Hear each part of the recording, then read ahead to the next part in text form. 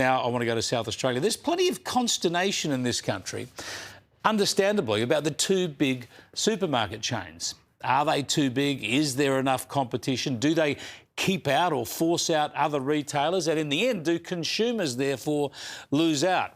Well, cop this. An independent supermarket has been given the boot from a major Adelaide shopping centre after 2 decades in there to make way for Woolies. Shopping centre owner Vicinity has ordered Drake's supermarkets to shut up shop at Castle Plaza in Edwardstown by the end of next month. Let's bring in John Paul Drake, who's the director of Drake's Supermarkets. Thanks for joining us, John Paul. Good to catch up with you again. Now, your supermarkets, people... You've run a successful business, a growing business. You've extended interstate from South Australia, but a lot of South Australians see you as heroes because you set up supermarkets in competition with the big two, trying to give people lower prices. Does that mean they're out to get you? Do the big two gang up on you?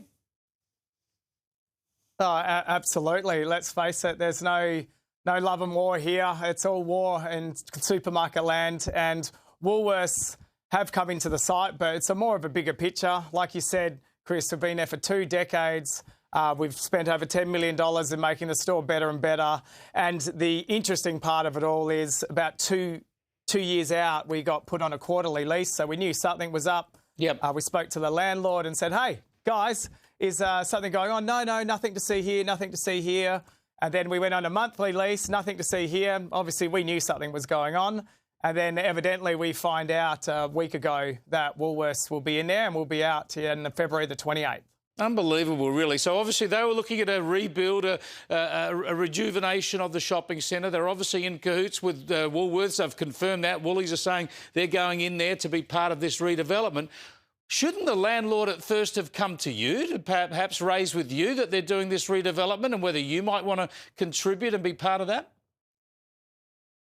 Well, it gets better, Chris. They came to us a couple of years ago by doubling the rent, thinking that was a good deal for us. We went back with a counter offer, and that was over a year ago, and we'd heard nothing since. So we had no chance to try and get that lease. But interestingly enough, the ACCC put out a statement, and I want to get it right, said that Woolworths proposed acquisition of the lease at the shopping centre last year. They knew last year, where we didn't know about that. There was a low risk that the transaction would result in substantial lessening of competition. So just to put it into perspective, there is now 7 Woolworths stores, 5 Coles stores and 3 independents. No, sorry, 2 independents now because we're now within a 5K radius. I don't see how you think that's fair competition, and I have no idea how the ACCC, who have failed to respond to us, mind you, this was going on for a couple of years now, and the only response we got from the ACCC was that.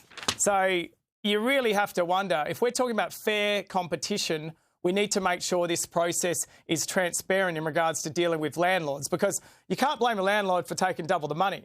Yeah. But the clear thing here, and the thing that we're angry about, is we had no chance to be able to even react to that. So if you take away the opportunity for the site, you reduce the competition. Now, I'm not the smartest guy in the room here, but we've got to understand that if the inflated market value is now seen in the 500, 600, 700s per square metre in a supermarket from 300, then you know that the independent sector cannot play in that water, and we will end up with only 2 players in the competition.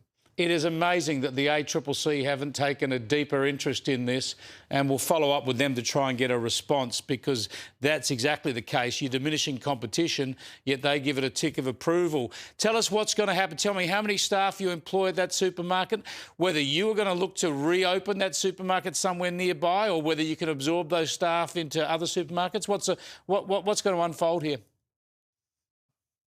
Well, the biggest concern for us, obviously, is our team members. We have about 100 casual, permanent, part-time and salaried employees there. And we, obviously, our customers are going to miss out too. Our customers, they'll be lucky enough, they'll be able to talk to self-service registers in the future with Woolworths at that site.